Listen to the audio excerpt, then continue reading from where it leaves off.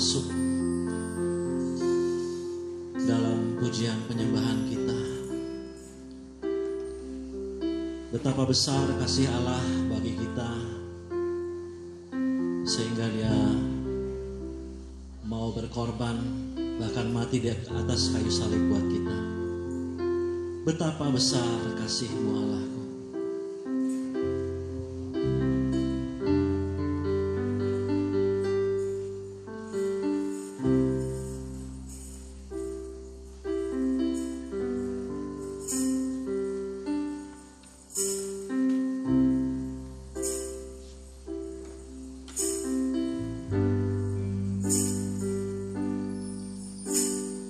Ku sembah Kau, ku sembah Kau, Engkau yang layak untuk ku sembah, ku sembah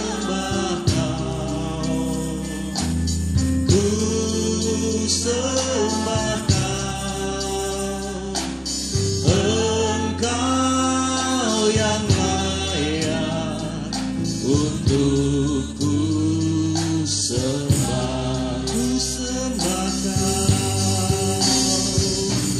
Ku sembah Kau, ku sembah Kau, ku sembah Engkau yang layak untuk ku sembah, ku sembah Kau, ku sembah Kau, Engkau yang layak untuk ku sembah. Betapa besar kasih-Mu Allahku, hingga Kau berikan Yesus padaku, supaya aku tidak binasa, melainkan beroleh hidup yang kekal.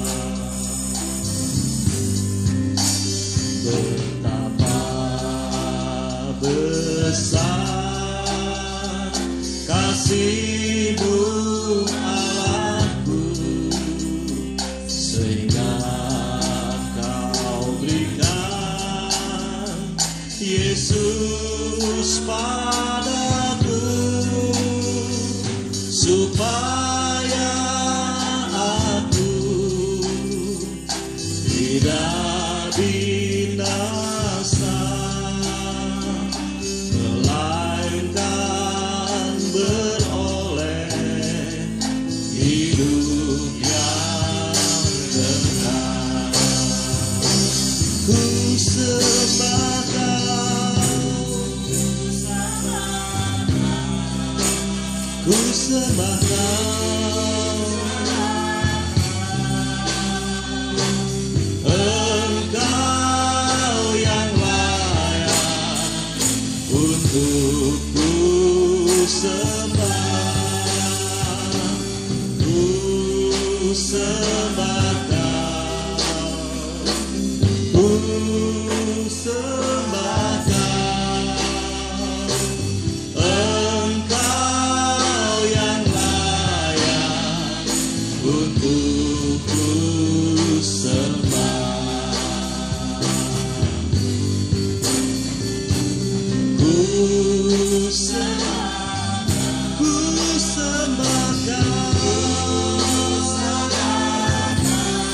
sembah Kau,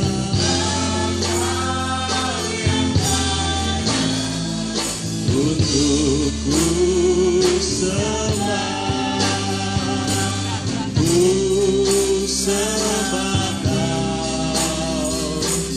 ku sembah Kau, Engkau yang layak untuk ku sembah. Ku sembah Dia. Bawa hati kita kepadanya. Haleluya, haleluya.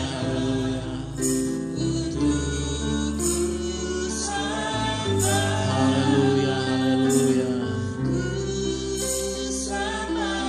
Sembah Dia, puji Dia.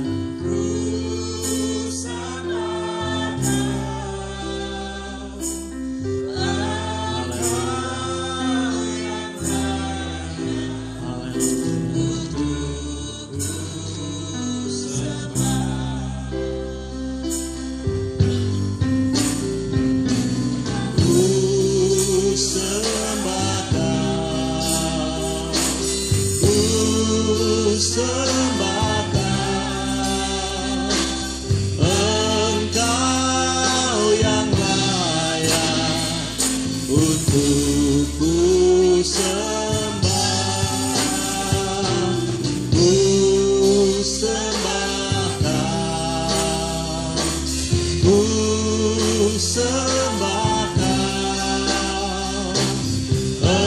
Engkau yang layak untuk ku sembah.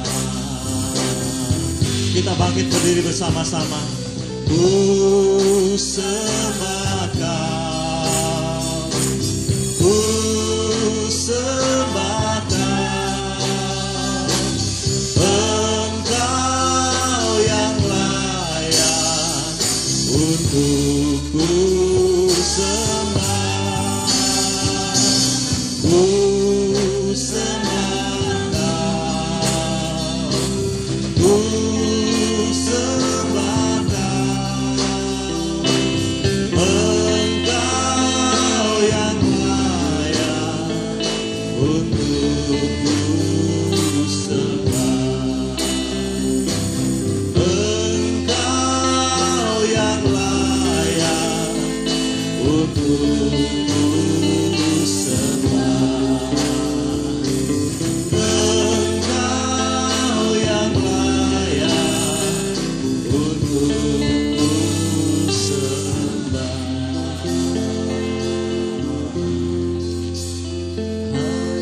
Haleluya. Kami menyembah-Mu, kami menyembah-Mu. Haleluya, haleluya, haleluya. Bapa dalam surga, kami bersyukur dan berterima kasih untuk kemurahan-Mu Bapa. Terima kasih buat penyertaan-Mu sepanjang minggu ini ya Tuhan. Sehingga hari ini Engkau beri kami kesempatan satu hari lagi ya Tuhan untuk beribadah di dalam rumah-Mu. Terima kasih Bapa untuk kemurahan-Mu. Terima kasih untuk berkat-berkat. Terima kasih untuk kesehatan yang sudah Engkau berikan. Terima kasih untuk penyertaan-Mu. Terima kasih untuk segala yang telah Engkau kerjakan dalam kehidupan kami. Bapa, kami mau memuji dan memuliakan nama-Mu.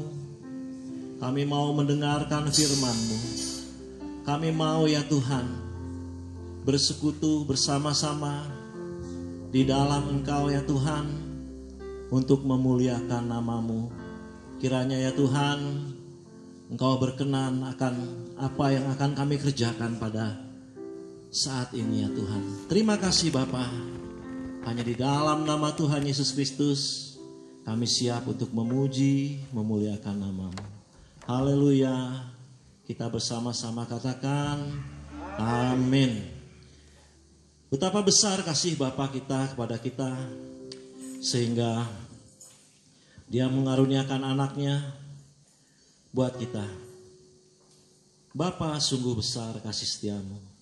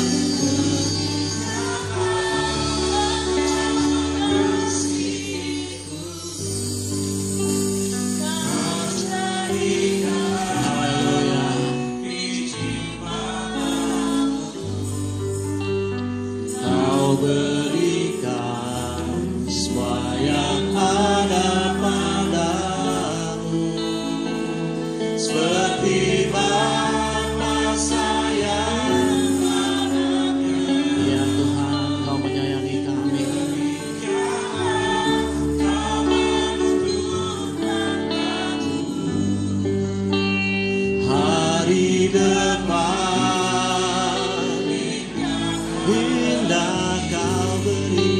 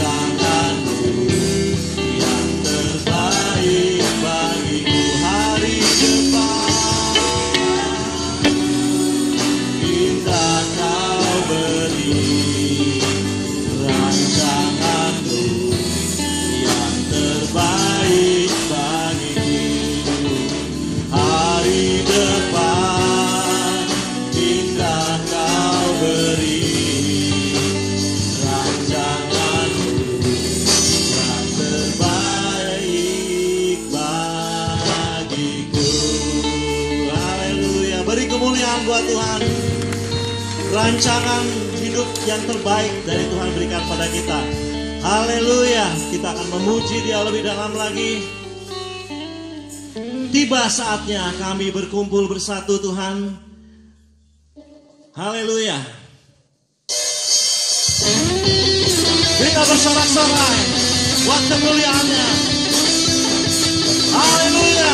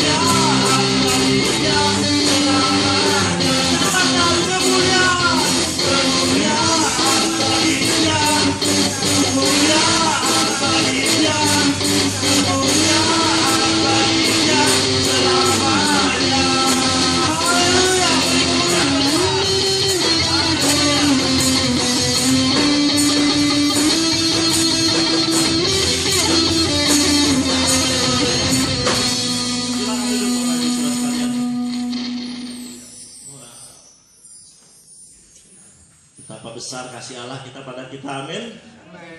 Amin. Sekarang telah tiba iblis dikalahkan oleh kita anak-anaknya. Haleluya.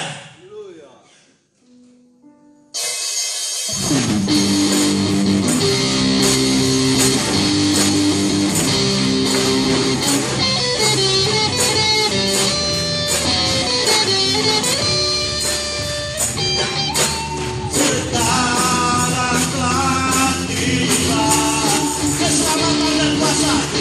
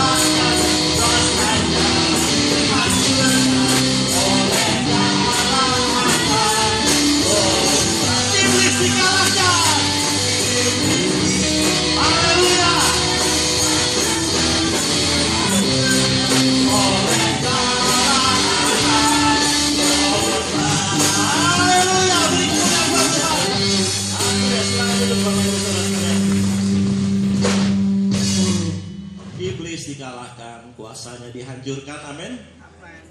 Oleh karena pengorbanan Kristus yang sebentar lagi kita akan peringati lewat perjamuan kudus, kita siapkan hati kita untuk mendengar firman-Nya. Kita ditebus oleh darah-Nya yang mahal. Kita ditebus oleh pengorbanan yang luar biasa lewat karya salib, sehingga kita dilayakkan menjadi anak-anak-Nya.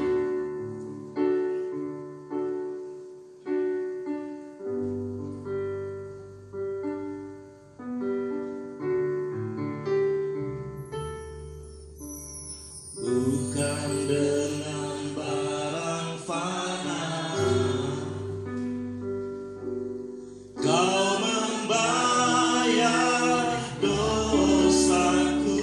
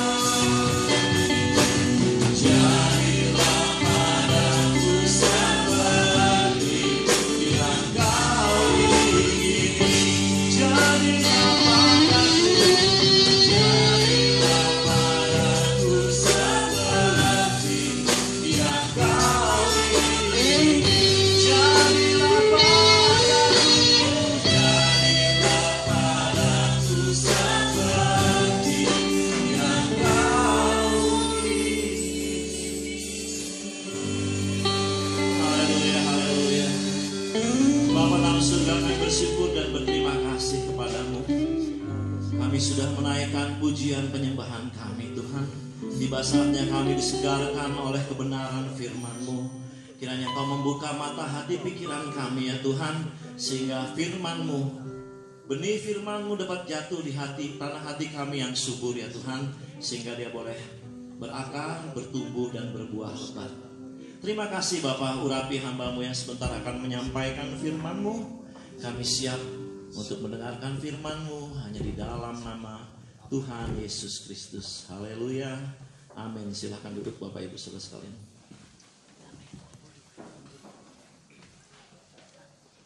Haleluya. Selamat sore Bapak Ibu Saudara-saudara sekalian. Kembali kita dapat datang kepada Tuhan, menerima firman Allah pada sore hari ini. Anugerah Tuhan ada. Nah, saya akan lanjutkan khotbah saya tentang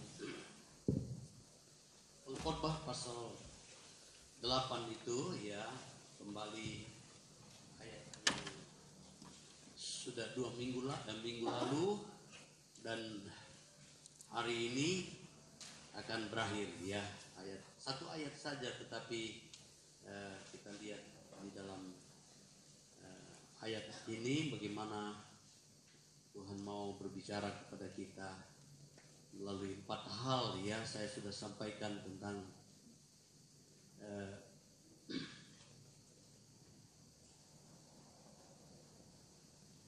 pertama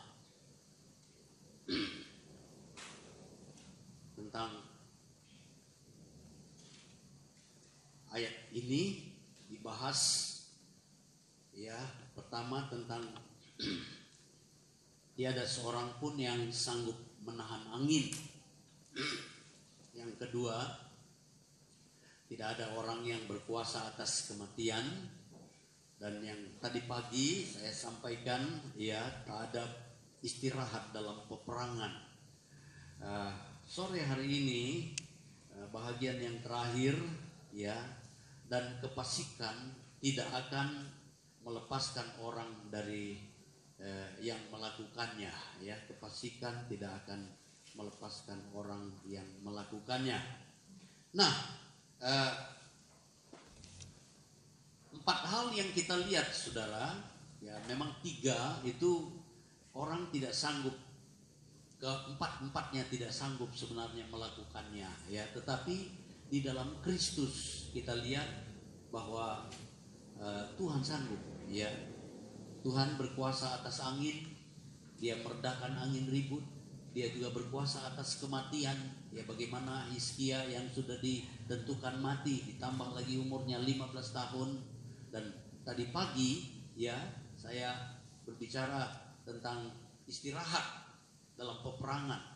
Bagaimana Raja Yosafat tidak berperang pun, tapi mendapatkan jarahan 3 hari. Mereka membawa lebih dari yang mereka mampu bawa, jarahan. Tidak ikut berperang.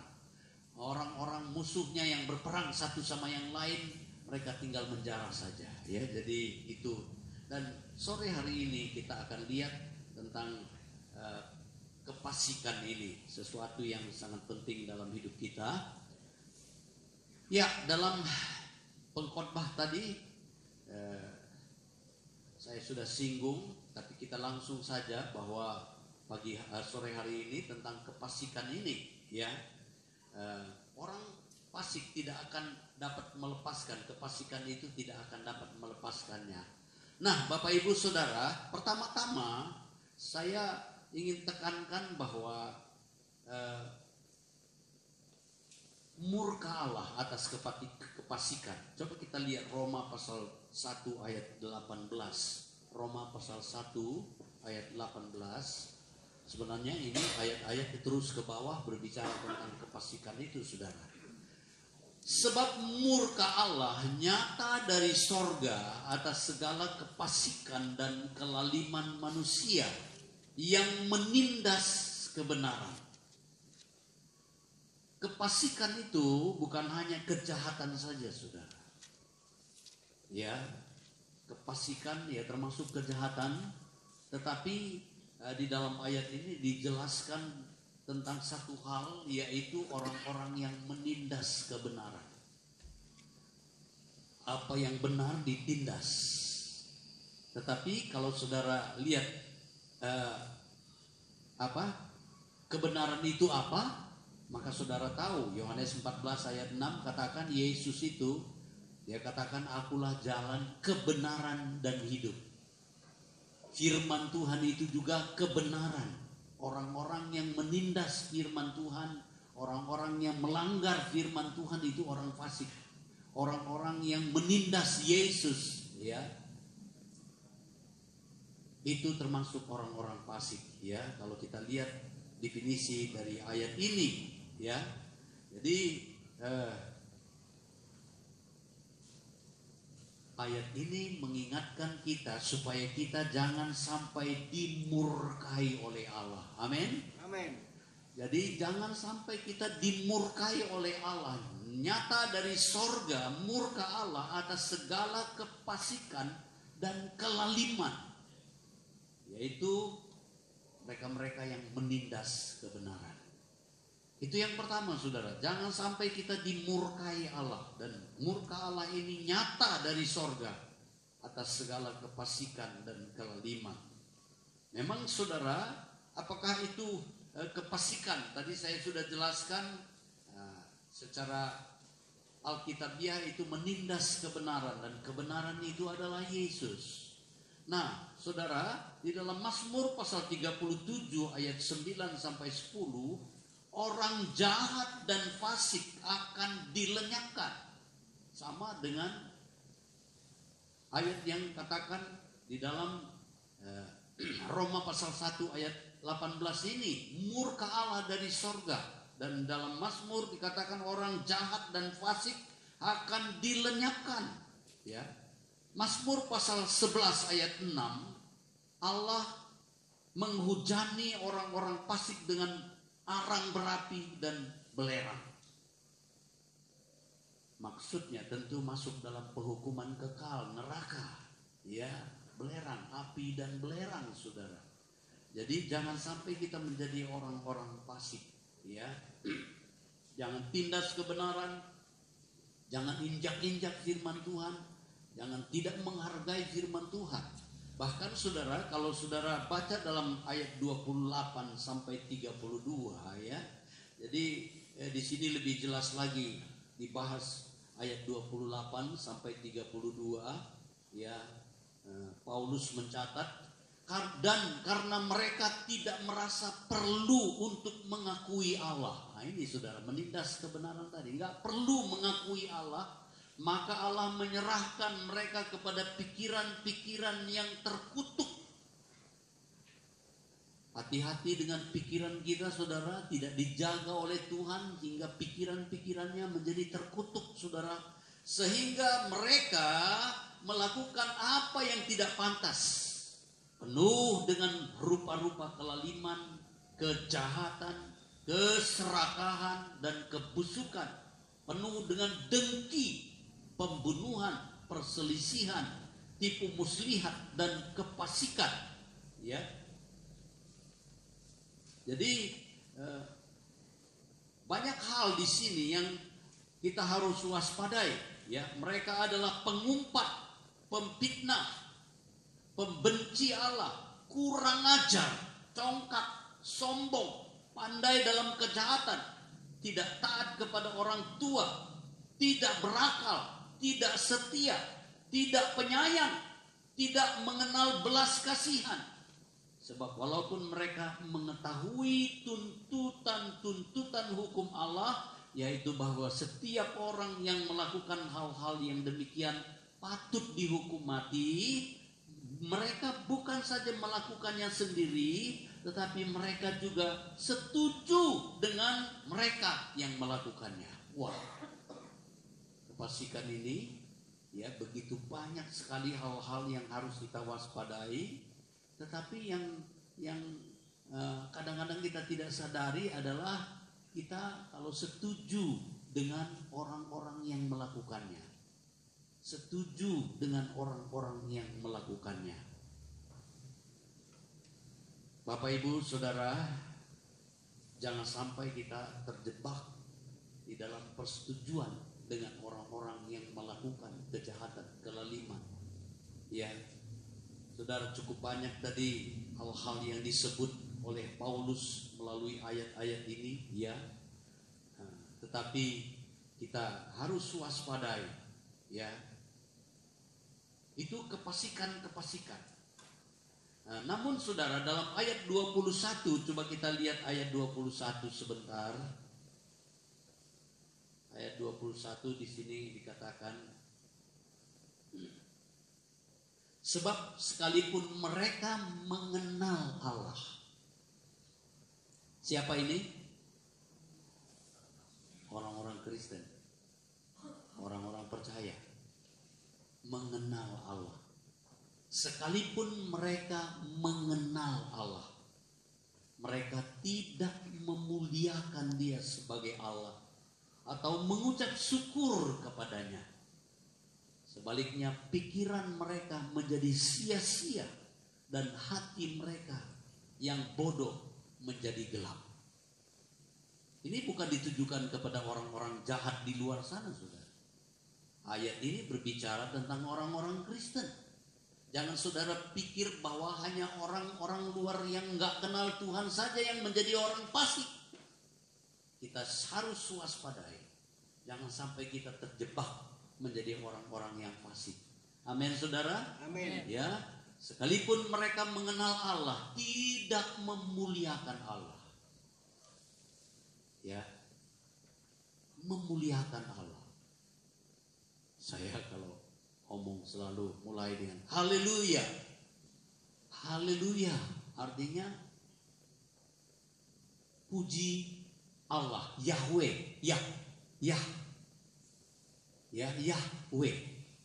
Ya, haleluya itu puji Yahweh, tadi dijelaskan oleh Saudara Yosua. Puji Yahweh. Senang Saudara mengucapkan haleluya. Saya senang mengucapkan haleluya. Mulai kebaktian haleluya. Puji Tuhan, haleluya, puji Allah, Yahweh. Amin. Amin. Itu. Jadi jangan sampai kita menjadi orang fasik, mengenal Allah tetapi tidak memuliakan Dia sebagai Allah dan tidak mengucap syukur kepadanya. Selalu perlu ada ucapan syukur, Saudara. Dalam hidup kita sebagai anak-anak Tuhan, selalu perlu mengucap syukur. Bukan mengumpat, bukan mencaci maki, bukan seperti ayat-ayat yang kita baca bahagian belakang tadi. Tetapi Tuhan mau supaya kita dalam hidup ini memuliakan Allah. Supaya kita tidak menginjak-injak firman-Nya, tidak menginjak-injak kebenaran. Ya. Itu yang pertama. Yang kedua, Tuhan tidak ingin manusia hidup dalam kefasikan. Kalau yang pertama, Tuhan murka atas kefasikan. Dia marah dari sorga, dia murka. Yang kedua, Tuhan gak ingin ya manusia itu sebenarnya ada dalam kefasikan, hidup dalam kefasikan. Ya, Mika pasal 6 ayat 9 sampai 11. Mika pasal 6 ya.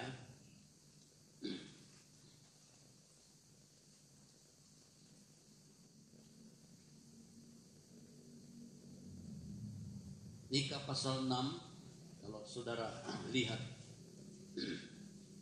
ayat 9 mulai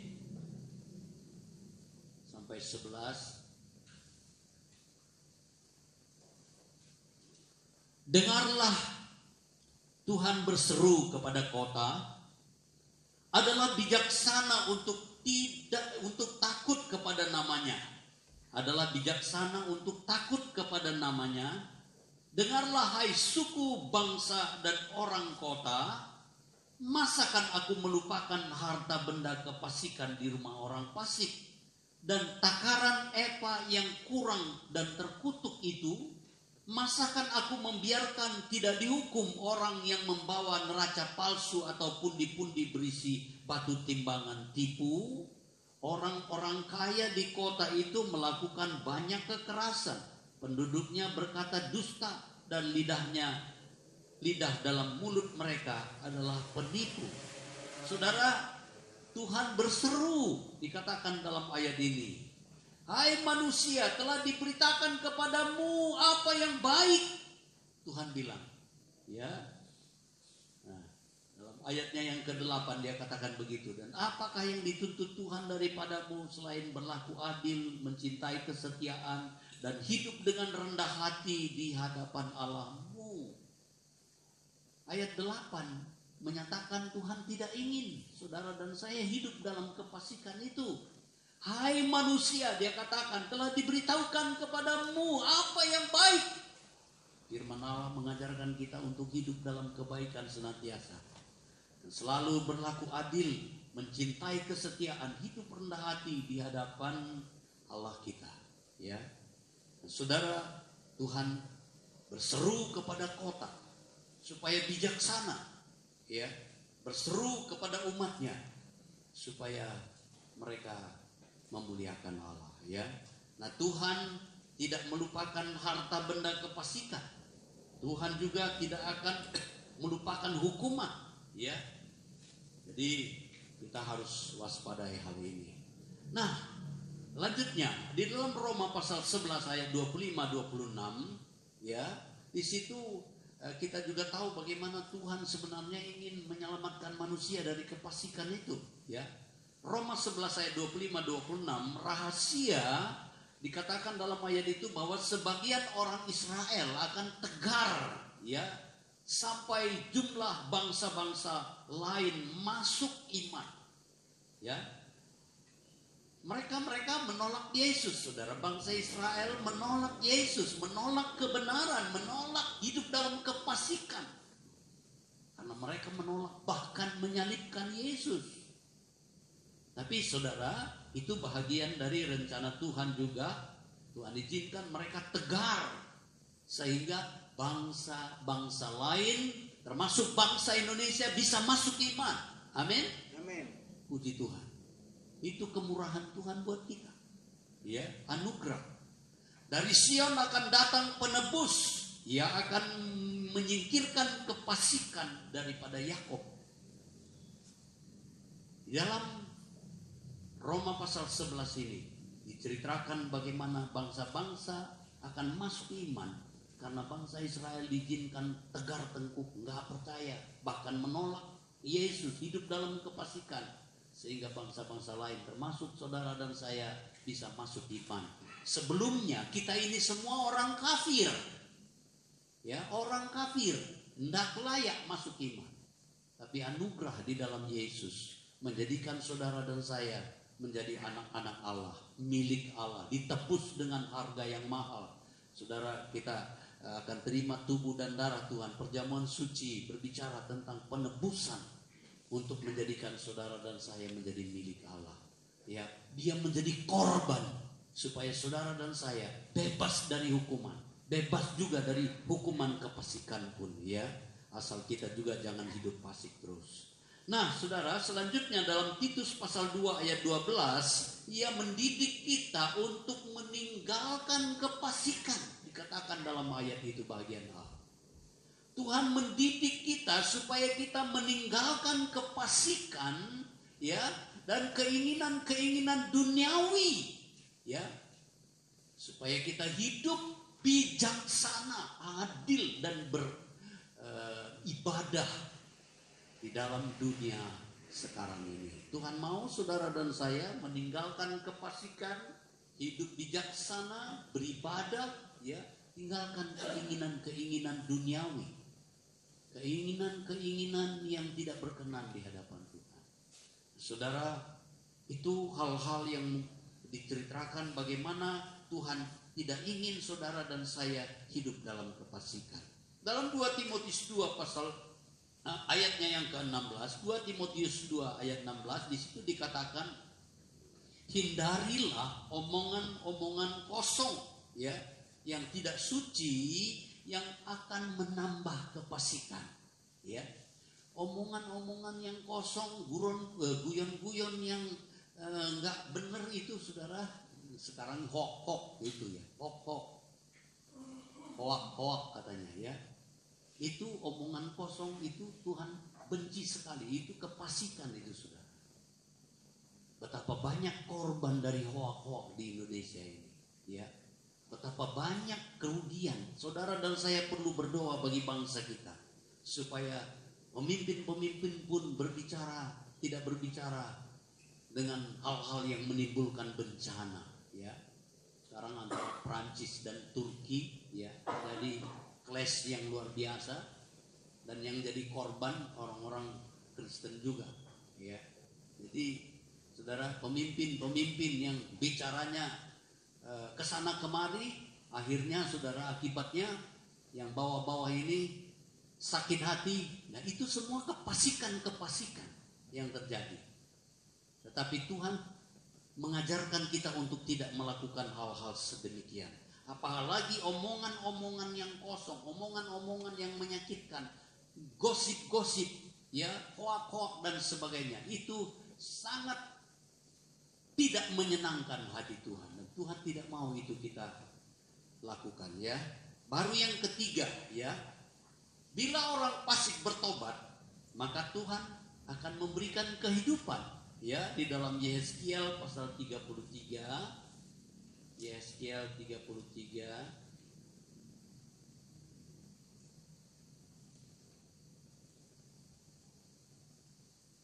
Yehezkiel pasal 33.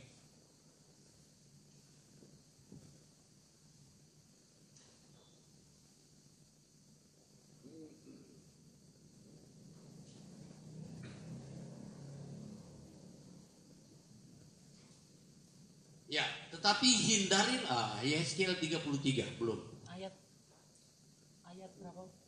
Ayat berapa? Ayat 1. Hah? Ayat berapa? Yehezkiel pasal 33 ayat 19. Ayat 19.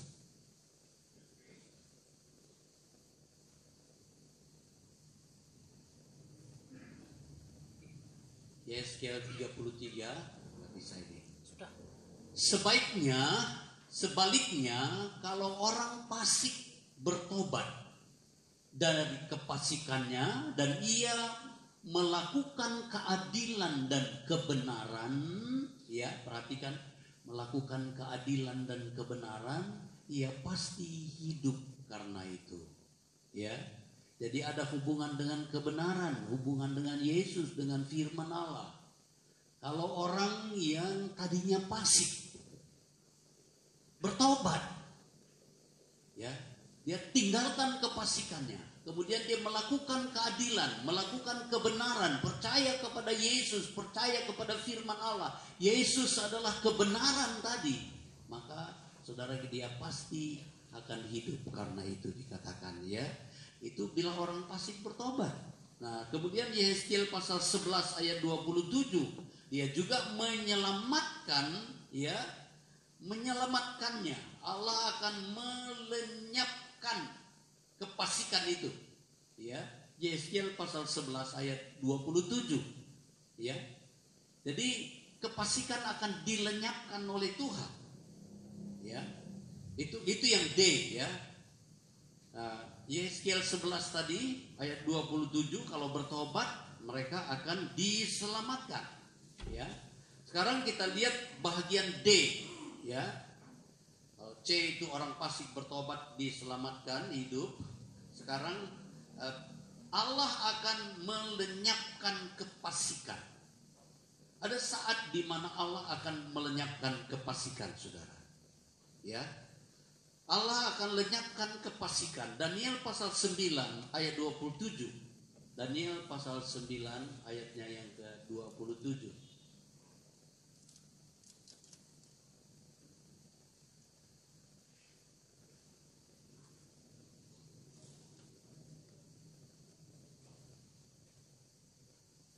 Daniel 9 ayatnya yang ke-27. Ini ada nubuatan, saudara. Nubuatan tentang akhir zaman sebenarnya. Daniel 9 ayat 27.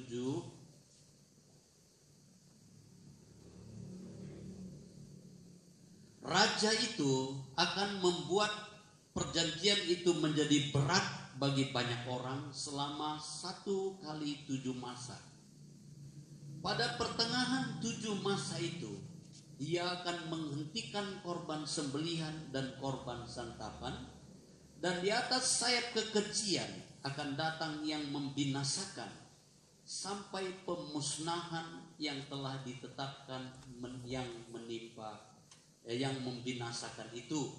Jadi saudara, mulai dari ayatnya yang ke-24, ayat 24, saudara perhatikan di situ bunyi ayat ini.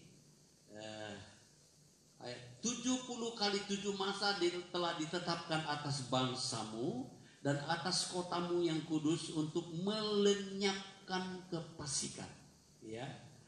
Di 70 kali 7 masa dipergunakan untuk melenyapkan kefasikan.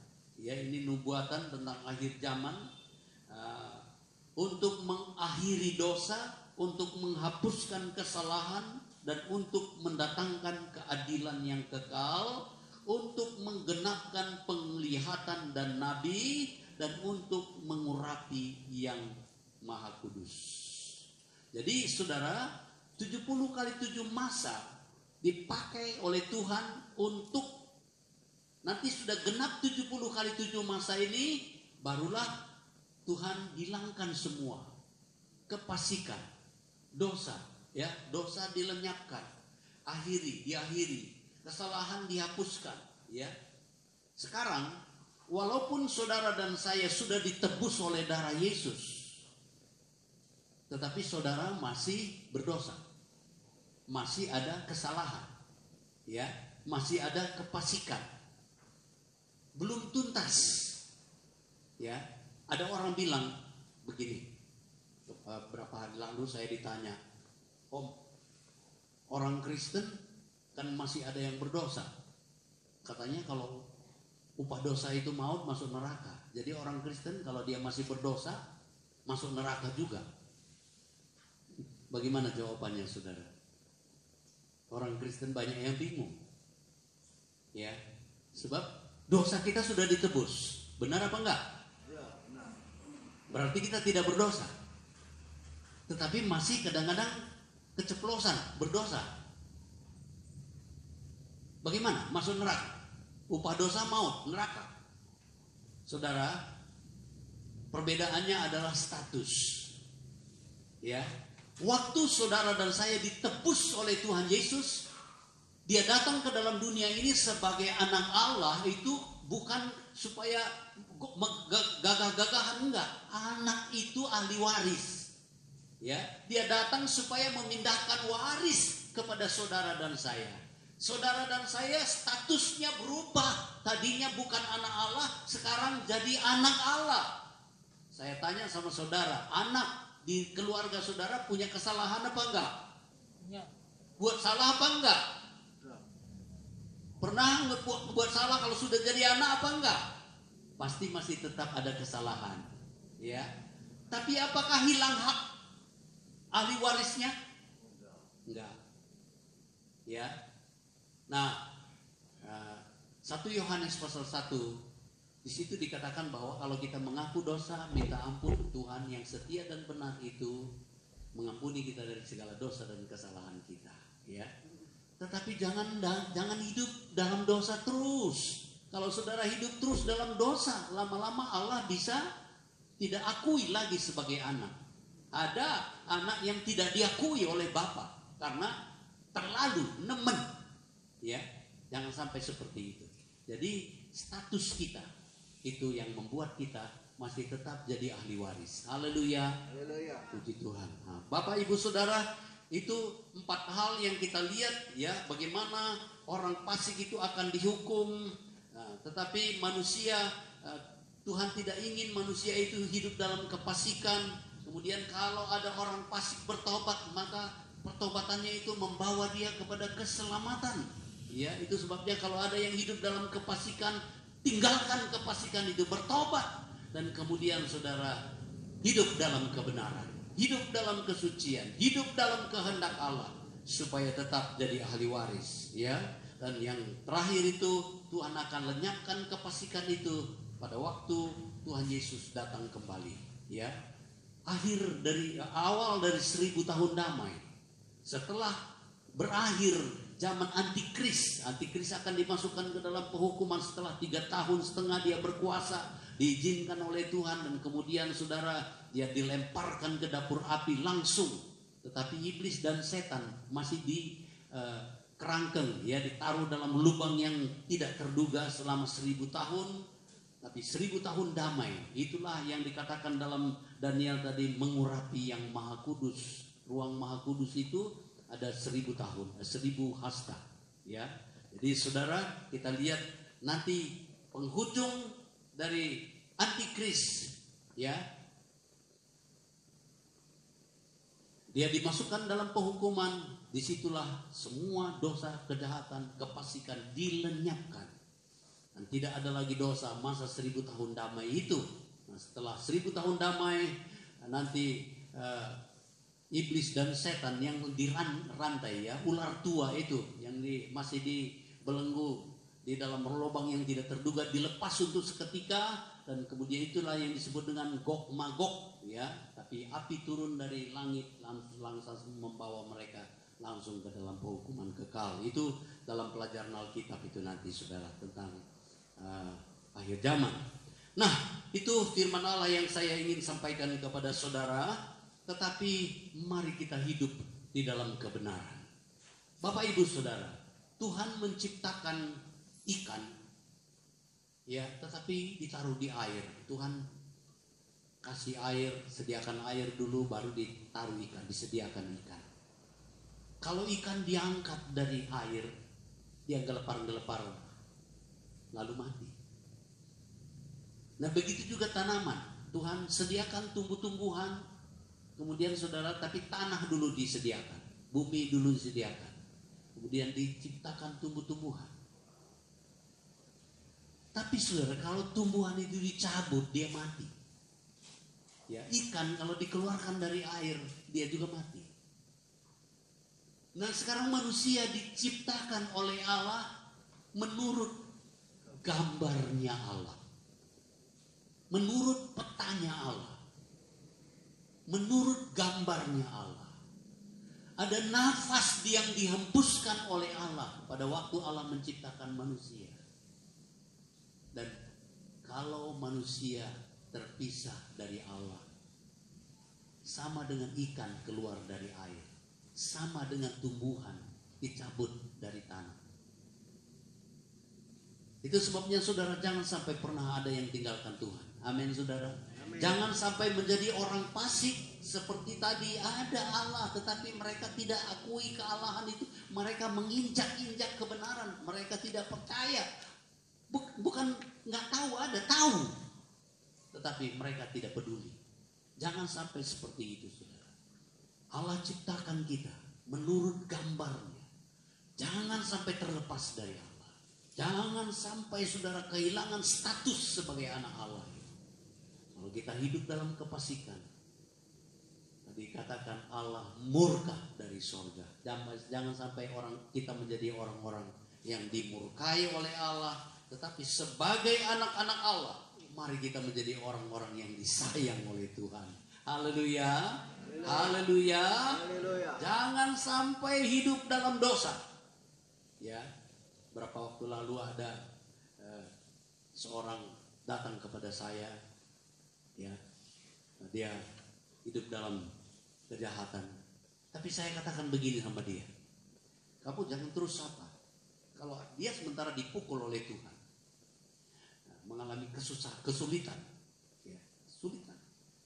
Dan saya katakan kepada dia begini, kamu jangan jauh dari Tuhan. Dia jauh dari Tuhan, saudara, nggak beribadah.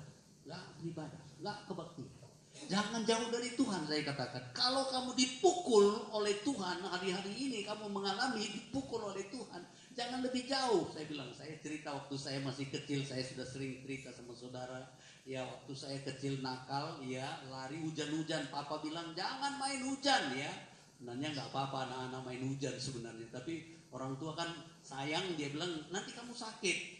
Jangan main hujan. Nah, tetap juga saudara, apa datang bawa apa dia cemeti, ya, cemeti rotan malah. Sudah dikejar, saya lari, pecicilan. Anak kan kadang ada pecicilan. Saya lari pecicilan, saudara. Dikejar sama papa. Naik bukit, saudara, saya ketemu di situ. Dipukulin sama dia. Paku. Aduh, ampun pak. Tapi saya nggak lari lagi, saudara. Tapi saya peluk kakinya papa itu. Ampun pak. Peluk kakinya. Jangan jauh, saudara. Kalau kita peluk, dia lepas itu alat pemukul itu. Dia pakai apa? Tangannya. Yang dipukul mana? Pantatnya. Memang Tuhan sediakan pantat itu dipukul oleh papa, saudara. Itu sebabnya kalau ada yang nakal di sini, lari sama papa. Jangan lagi nakal. Haleluya. Saya katakan seperti itu. Jadi mari, Tuhan sayang kita. Dia tidak ingin kita hidup dalam kefasikan. Tuhan tidak ingin kita hidup dalam kejahatan. Tuhan tidak ingin kita dimurkai. Tuhan tidak ingin kita masuk dalam penghukuman neraka bersama-sama dengan antikris dan nabi palsu itu. Tetapi dia mengasihi saudara dan saya.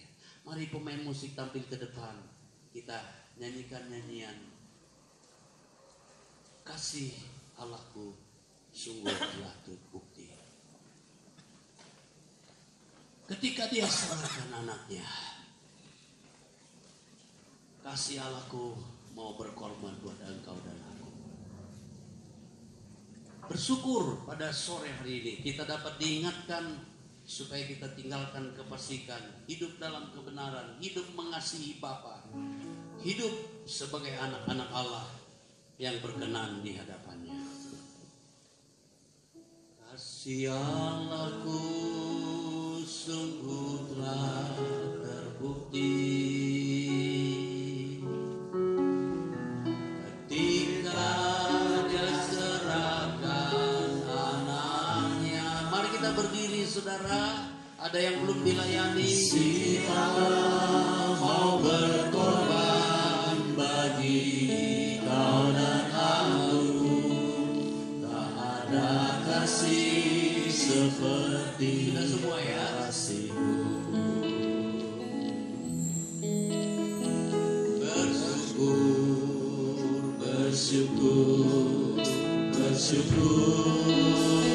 Allah bersyukur karena kasih setia-Mu. Ku sembah dan ku sembah, selama hidupku ku sembah Kau Tuhan. Bersyukur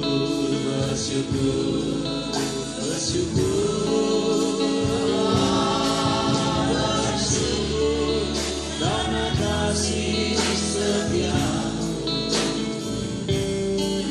Ku sembah,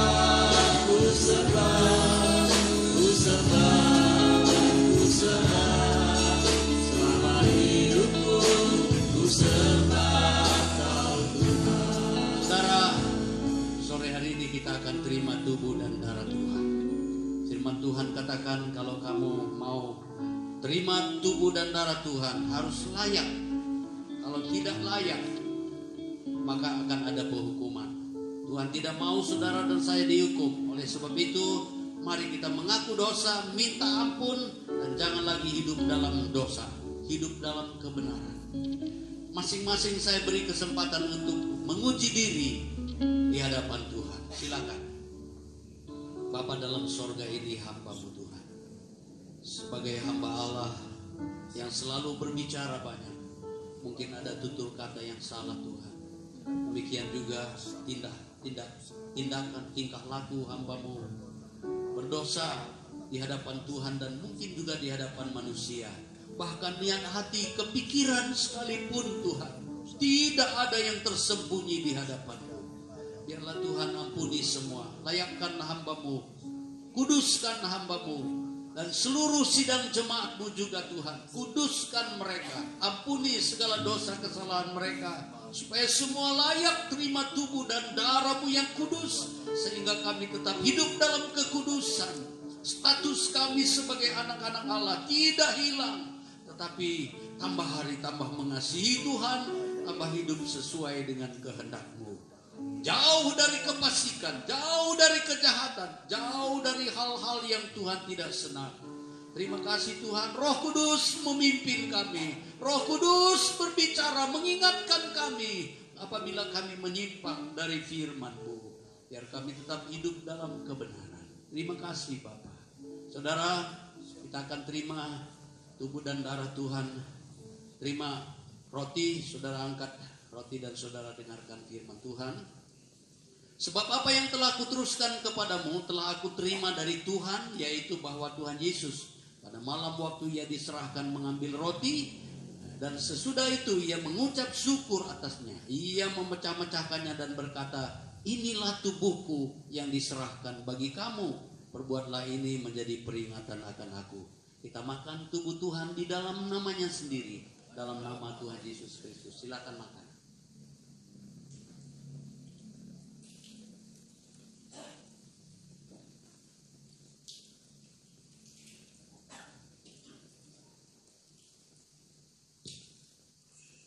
Saudara angkat cawan dan saudara dengarkan firman Tuhan. Demikian juga ia mengambil cawan sesudah makan lalu berkata, cawan ini adalah perjanjian baru yang dimeteraikan oleh darahku. Perbuatlah ini setiap kali kamu meminumnya menjadi peringatan akan aku. Sebab setiap kali kamu makan roti ini dan minum cawan ini, kamu memberitakan kematian Tuhan sampai ia datang. Kita minum darah Tuhan di dalam namanya sendiri, dalam nama Tuhan Yesus Kristus. Silakan minum dengan iman. Semua bersyukur kepada Tuhan. Semua berterima kasih. Betapa baiknya Tuhan itu. Rela berkorban untuk saudara dan saya. Sore hari ini kita akan berdoa mengakhiri kebaktian ini. Saudara, tadi pagi sudah didoakan amplop-amplop Natal. Saudara terima, saudara isi dan kembalikan kepada panitia supaya Tuhan memberkati kita dalam perayaan Natal. Kita ulurkan tangan saudara, kita akan akhiri ibadah ini. Bapa dalam surga, kami mengucap syukur atas apa yang Tuhan sudah kerjakan pada sore hari ini Tuhan. Berkati seluruh sidang jemaat-Mu, berkati umat-umat-Mu yang di rumah-rumah mengikuti live streaming ini. Tuhan juga berkati. Dan sebentar anak-anak Tuhan akan kembali ke tempat masing-masing. Engkau juga hentar tibakan dengan selamat sejahtera daripada-Mu. Yang sakit Tuhan sembuhkan, yang lemah Tuhan beri kekuatan baru. Tangan-tangan yang terulur Tuhan berkati dengan limpah. Terima kasih Bapa. Akhirnya saudara-saudaraku yang kekasih, terimalah anugerah rahmat dari Allah Bapa kita di sorga. Berkat-berkat dan kasih sayang dari putranya yang tunggal Yesus Tuhan kita. Persekutuan, sukacita, damai, sejahtera dari Allah Roh Kudus, penyertaannya, pimpinannya berlaku terus dalam hidup kita mulai sekarang sampai selama-lamanya. Kita terima berkat-berkat ini di dalam nama Tuhan Yesus Kristus. Haleluya, haleluya.